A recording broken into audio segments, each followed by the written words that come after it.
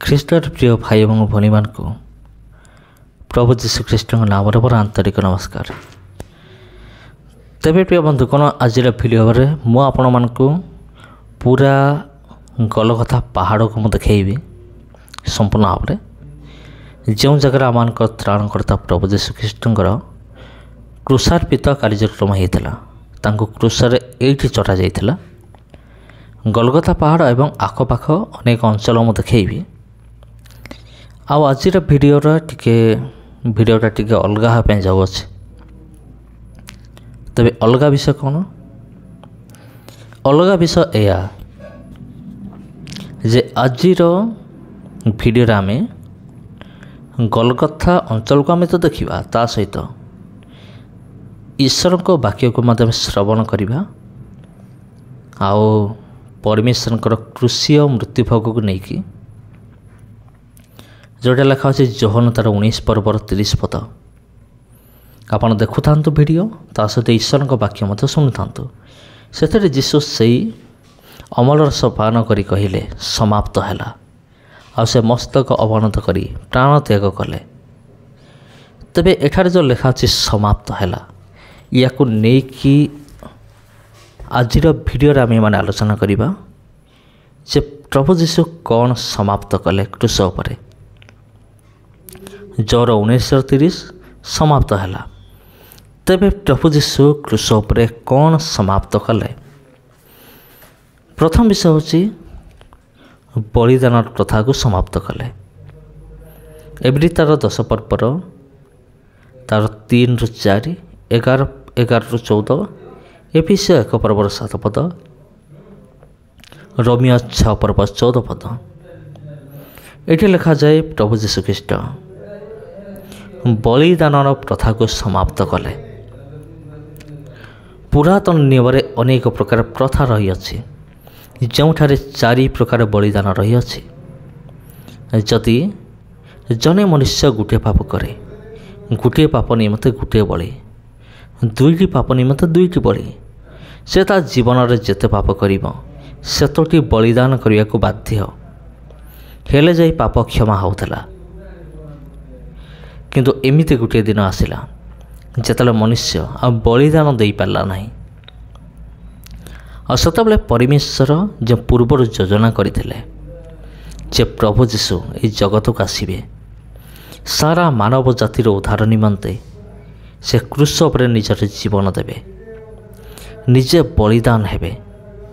ଆଉ ପ୍ରଭୁ ଯୀଶୁଖ୍ରୀଷ୍ଟ କ୍ରୁଶ ଉପରେ ବଳିଦାନ ହେବା ଦ୍ୱାରା ସେ କ'ଣ କଲେ? ବଳିଦାନର ପ୍ରଥାକୁ ସମାପ୍ତ କଲେ। ଲୋକମାନେ ପୂର୍ବ କାଳରେ ଯେଉଁ ବଳି ଦେଉଥିଲେ, ସେ ପ୍ରଥା ପ୍ରଭୁ ଯୀଶୁଖ୍ରୀଷ୍ଟ ସମାପ୍ତ କରିଦେଲେ ନିଜେ ବଳି ହେଇକି। ତେବେ ପରମେଶ୍ୱରଙ୍କର ଗୌରବ ହେଉ। ପ୍ରଭୁ ଯୀଶୁ କ୍ରୁଶ ଉପରେ କହିଲେ ଯେଉଁ ସମାପ୍ତ ହେଲା, ସମାପ୍ତ ହେଲାର ଅର୍ଥ ହେଉଛି ପ୍ରଭୁ ଯୀଶୁଖ୍ରୀଷ୍ଟ ସମାପ୍ତ କଲେ, ବଳିଦାନର ପ୍ରଥାକୁ ସମାପ୍ତ କଲେ। ମଣିଷମାନେ ଯେଉଁ ବଳିଦାନ ଦେଉଥିଲେ, ପଶୁମାନଙ୍କର, ପକ୍ଷୀମାନଙ୍କର ଯେଉଁ ବଳିଦାନ ଦେଉଥିଲେ, ସେ ବଳିଦାନର ପ୍ରଥାକୁ ପ୍ରଭୁ ଯୀଶୁ ଆସିକି ସମାପ୍ତ କରିଦେଲେ। ଆଉ କଠିନ ରାସ୍ତାକୁ ପୁରା ସହଜ କରିଦେଲେ। ଏବେ ଜଣେ ଈଶ୍ୱରଙ୍କ ନିକଟକୁ ଅତି ସହଜରେ ଯାଇପାରିବ ଯୀଶୁଙ୍କ ଦ୍ୱାରା। ଆଉ 2 ନମ୍ବର, ପ୍ରଭୁ ଯୀଶୁ କ'ଣ ସମାପ୍ତ କଲେ? ଈଶ୍ୱରଙ୍କଠାରେ ଆମମାନଙ୍କୁ ସମ୍ମିଳିତ କରିବାର କାର୍ଯ୍ୟକୁ ସମାପ୍ତ କଲେ। ଆମେମାନେ ବିଚ୍ଛିନ୍ନ ହୋଇଯାଇଥିଲୁ। ଯେତେବେଳେ ମଣିଷ ପାପ କଲା, ସେତେବେଳେ ଈଶ୍ୱରଙ୍କର ମହିମାରୁ ବିଚ୍ଛିନ୍ନ ହେଲା, ଈଶ୍ୱରଙ୍କର ଉପସ୍ଥିତିରୁ ବିଚ୍ଛିନ୍ନ ହେଲା। ପରମେଶ୍ୱର ଏବଂ ମନୁଷ୍ୟ ମଧ୍ୟରେ ଏକ ବହୁତ ବଡ଼ ବିଭେଦ ବା ପାର୍ଥକ୍ୟ ସୃଷ୍ଟି ହେଲା। କିନ୍ତୁ ପ୍ରଭୁ ଯୀଶୁ ଯେତେବେଳେ ଏହି ଜଗତକୁ ଆସିଲେ, ଆଉ ସେତେବେଳେ ସେ ସେଇ ଗ୍ୟାପ୍କୁ, ସେ ଫାଟକୁ ସେ ସମ୍ପୂର୍ଣ୍ଣ କଲେ, ପୂରଣ କଲେ। ତେବେ ଖ୍ରୀଷ୍ଟରେ ପ୍ରିୟ ଭାଇ ଏବଂ ଭଉଣୀମାନେ, ପ୍ରଭୁ ଯୀଶୁ ଆମମାନଙ୍କୁ ମିଳିତ କରାଇଲେ ପିତାଙ୍କ ସହିତ। ଆଉ ଯୀଶୁ ମଧ୍ୟ କହନ୍ତି ଯୋହନ ତାର 14 ପର୍ବ ତାର 6 ପଦରେ, ପ୍ରଭୁ ଯୀଶୁ କହନ୍ତି ଯେ ମୁଁ ପଥ ସତ୍ୟ ଏବଂ ଜୀବନ, ମୋ ଦେଇ ନ କଲେ କେହି ପିତାଙ୍କ ନିକଟକୁ ଯାଏ ନାହିଁ। ତେବେ ଈଶ୍ୱରଙ୍କ ସହିତ ମିଶିବାକୁ ହେଲେ ଆଉ ପ୍ରଭୁ ଯୀଶୁଖ୍ରୀଷ୍ଟ ହିଁ ଏକମାତ୍ର ରାସ୍ତା ଅଟନ୍ତି, ଆଉ ତାଙ୍କ ଛଡ଼ା ଆଉ ଦ୍ୱିତୀୟ ରାସ୍ତା ନାହିଁ। 2 କରିନ୍ଥୀୟ 5:18 ଏବଂ 19 ପଦ ପଢ଼ନ୍ତୁ, ସେଇଠି ଲେଖା ଅଛି। ଏବଂ 3 ନମ୍ବର, ସେ କ'ଣ ସମାପ୍ତ କଲେ? ପାପରୁ ଉଦ୍ଧାର କାର୍ଯ୍ୟ ସମାପ୍ତ କଲେ। ଆଉ ପ୍ରଭୁ ଯୀଶୁ ଆମକୁ ପାପରୁ ଉଦ୍ଧାର କଲେ, ଆଉ ସେହି କାମକୁ ସେ ସମାପ୍ତ କଲେ। ରୋମିଓ 6:6-7 ଲେଖା ଅଛି। ଆମମାନଙ୍କୁ ପ୍ରଭୁ ଯୀଶୁଖ୍ରୀଷ୍ଟ ପାପରୁ ଉଦ୍ଧାର କରିଅଛନ୍ତି। ତାହାଙ୍କ ରକ୍ତ ଦ୍ୱାରା ଆମେମାନେ ପରିତ୍ରାଣ ପାଇଅଛୁ। ଆଉ ଏମିତି ଗୋଟିଏ ଦିନ ଆସୁଅଛି ଆମେମାନେ ସଜୀବ ହେବା, ଆଉ ତାହାଙ୍କ ସହିତ ଈଶ୍ୱରଙ୍କ ରାଜ୍ୟରେ ପ୍ରବେଶ କରିବା। ମୁଁ ସମସ୍ତଙ୍କ ବିଷୟ କହୁନାହିଁ। ଯେଉଁମାନେ ପ୍ରଭୁ ଯୀଶୁଖ୍ରୀଷ୍ଟଙ୍କୁ ନିଜର ବ୍ୟକ୍ତିଗତ ଉଦ୍ଧାରକର୍ତ୍ତା ବା ତ୍ରାଣକର୍ତ୍ତା ଭାବରେ ବିଶ୍ୱାସ କରିଅଛନ୍ତି, ସେ ସମସ୍ତେ ତାହାଙ୍କ ସହିତ ତାହାଙ୍କ ରାଜ୍ୟରେ ପ୍ରବେଶ କରିବେ। ତେବେ ଚତୁର୍ଥ ହେଉଛି ମୃତ୍ୟୁକୁ ପରାସ୍ତ କରିବାର କାର୍ଯ୍ୟ ସମାପ୍ତ କଲେ। 1 କରିନ୍ଥୀୟ 15:55 ସେ ମୃତ୍ୟୁକୁ ପରାସ୍ତ କଲେ। ସେଥିପାଇଁ ଲେଖା ଅଛି, ରେ ମୃତ୍ୟୁ କାହିଁ ତୋର ଜୟ, ରେ ମୃତ୍ୟୁ କାହିଁ ତୋର ନାହୁଡ଼। ତେବେ ପ୍ରଭୁ ଯୀଶୁଖ୍ରୀଷ୍ଟ ଏହି ସମସ୍ତ କାର୍ଯ୍ୟକୁ ସମାପ୍ତ କଲେ। ଆଉ ବର୍ତ୍ତମାନ ମୃତ୍ୟୁ ଆମ ଉପରେ ରାଜତ୍ୱ କରିପାରିବ ନାହିଁ। ଶାରୀରିକ ମୃତ୍ୟୁ ତ ସମସ୍ତଙ୍କ ନିମନ୍ତେ ଆସିବ, କିନ୍ତୁ ଏହି ମୃତ୍ୟୁ ପରେ ଆଉ ଗୋଟେ ମୃତ୍ୟୁ ମଧ୍ୟ ରହିଅଛି, ଯେଉଁଟାକୁ ଅଗ୍ନିମୟ ହ୍ରଦ ବୋଲି କୁହାଯାଏ। ତେବେ ସେଇଟା ଆମ ଜୀବନରେ ଆସିବ ନାହିଁ ଯଦି ଆମେମାନେ ତାହାଙ୍କୁ ବ୍ୟକ୍ତିଗତ ଉଦ୍ଧାରକର୍ତ୍ତା ଭାବରେ ଗ୍ରହଣ କରିବା ବା ବିଶ୍ୱାସ କରିବା।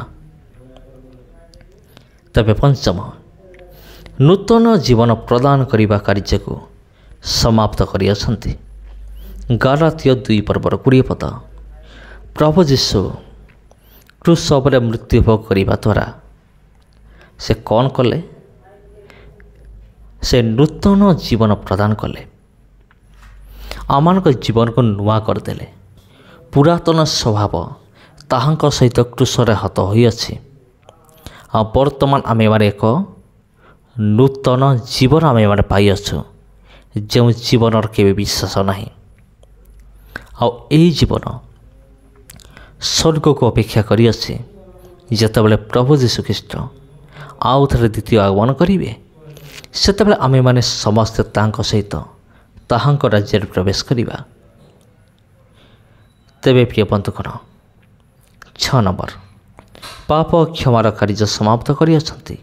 ଲୁକ 23:34। 7 ନମ୍ବର, ଆମକୁ ପୁତ୍ର ଭାବରେ ଗ୍ରହଣ କରିବାର କାର୍ଯ୍ୟ ସମାପ୍ତ କଲେ। ରୋମିଓ 8:15-17। ଆଉ ଯେଉଁମାନେ ତାହାଙ୍କୁ ବିଶ୍ୱାସ କରନ୍ତି, ଗ୍ରହଣ କରନ୍ତି, ସେମାନେ ସମସ୍ତେ ଈଶ୍ୱରଙ୍କ ସନ୍ତାନ ହେବାର ଅଧିକାର ପାଆନ୍ତି। 8 ନମ୍ବର, ସୁସ୍ଥତାର କାର୍ଯ୍ୟ ସମାପ୍ତ କଲେ। ଯେଶାୟା 53 ତା'ର 5 ପଦରେ ଲେଖା ଅଛି, ତାହାଙ୍କ ପ୍ରହାରରେ ଆମେମାନେ ସୁସ୍ଥ ହୋଇଅଛୁ। କ୍ରୁଶାର୍ପିତ ପୂର୍ବରୁ ଯେତେବେଳେ ପ୍ରଭୁ ଯୀଶୁଖ୍ରୀଷ୍ଟଙ୍କୁ କୋରଡ଼ା ପ୍ରହାର କରାଗଲା, ସେହି ତାଙ୍କର ପ୍ରହାରରେ ହିଁ ଆମେମାନେ ସୁସ୍ଥ ହେଲୁ। କିନ୍ତୁ କଣ୍ଡିସନ୍ କ'ଣ? ଆମକୁ ବିଶ୍ୱାସ କରିବାକୁ ପଡ଼ିବ ତାହାଙ୍କ ମୃତ୍ୟୁଭୋଗକୁ, ତାହାଙ୍କ ଶକ୍ତିକୁ। ତେବେ ଯେ ଆମେମାନେ ସୁସ୍ଥତା ପାଇବା। ଉଭୟ ଶାରୀରିକ ରୋଗ ଏବଂ ଆତ୍ମିକ ରୋଗ, ଦୁଇଟି ରୋଗର ରୋଗରୁ ଆମେମାନେ ସୁସ୍ଥତା ପାଇଅଛୁ। 9 ନମ୍ବର, ପବିତ୍ର କରିବାର କାର୍ଯ୍ୟ ସମାପ୍ତ କଲେ। 1 କରିନ୍ଥୀୟ 1:30। ଆଉ 10 ନମ୍ବର, ଶୟତାନକୁ ପରାସ୍ତ କରିବାର କାର୍ଯ୍ୟକୁ ସମାପ୍ତ କଲେ। ତେବେ କ୍ରୁଶ ଉପରେ ମୃତ୍ୟୁଭୋଗ କରିବା ଦ୍ୱାରା ପ୍ରଭୁ ଯୀଶୁ କ'ଣ କଲେ? ଶୟତାନକୁ ପରାସ୍ତ କଲେ। ତେବେ ଖ୍ରୀଷ୍ଟରେ ପ୍ରିୟ ଭାଇ ଏବଂ ଭଉଣୀମାନେ, ସମସ୍ତଙ୍କୁ ପ୍ରଭୁ ଯୀଶୁଙ୍କ ନାମରେ ଆନ୍ତରିକ ନମସ୍କାର ଏବଂ ପୁଣି ଥରେ ଆପଣମାନଙ୍କ ପ୍ରତ୍ୟେକଙ୍କୁ ଶୁଭ ଶୁକ୍ରବାରର ହାର୍ଦ୍ଦିକ ଅଭିନନ୍ଦନ। ଯଦି ଭିଡ଼ିଓ ଆପଣଙ୍କୁ ପସନ୍ଦ ଆସିଅଛି ତେବେ ଭିଡ଼ିଓକୁ ଆପଣ ସେୟାର କରିବା ପାଇଁ ଭୁଲିବେ ନାହିଁ। ନମସ୍କାର।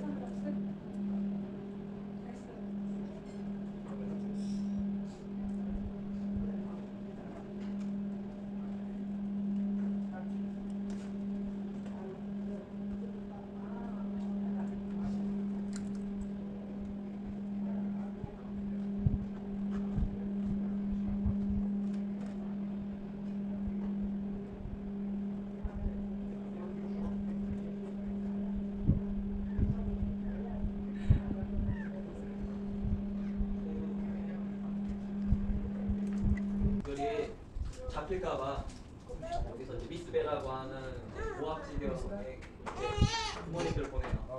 이용하다 보내고 여기는 이제 블랙 이쪽에 다 계속 살고 도망 다니고 이제 마사다라 피어보다는 오세라는 뜻이 맞주다예요.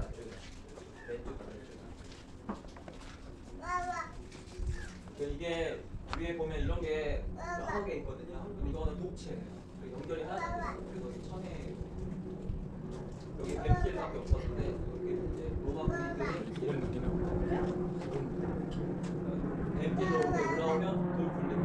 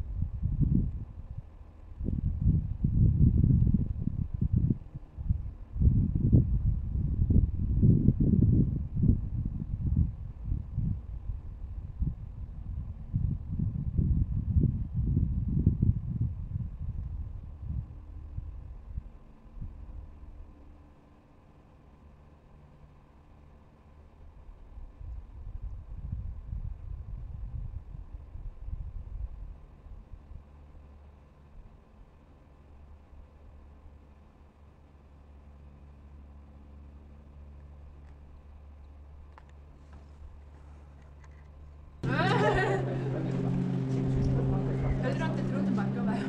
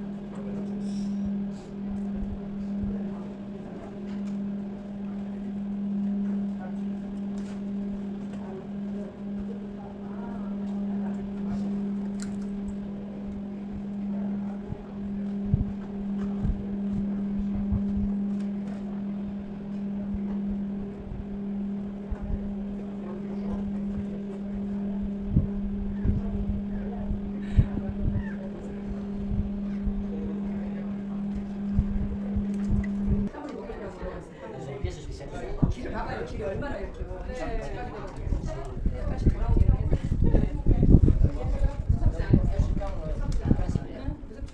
옛날에는 생각이 먹는 거랑 달라지. 요즘에는 많이 캐시 비싸고 그래서 생각이 끝나고 뭐 마련 마티리하고 있었는데 올라올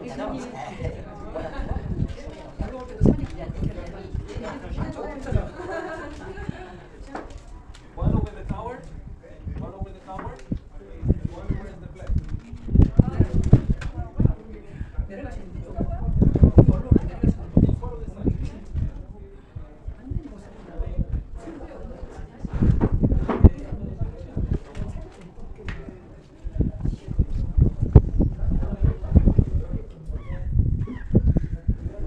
네, 영상을 찾아볼 때 이스라엘에서 교육하는데 이강돈 목사 만났거든요.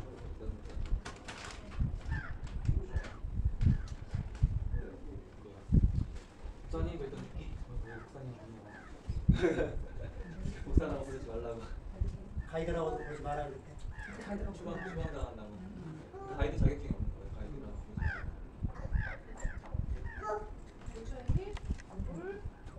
여기 잡힐까봐 여기서 이제 미스베라고 하는 고압지대여서 부모님들 보내요.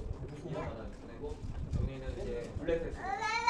그리고 성공적으로는 생각을 이쪽에서 아이들이 살고 도망다니고 이제 마사다란 표현보다는 요새라는 뜻이 있습니다. 맞주다, 맞주다. 이게 위에 보면 이런 게 여러 개 있거든요. 근데 이거는 독채예요. 연결이 하나도 없어요. 그래서 천에 여기 뱀길밖에 없었는데 여기 이제 로마 군인들이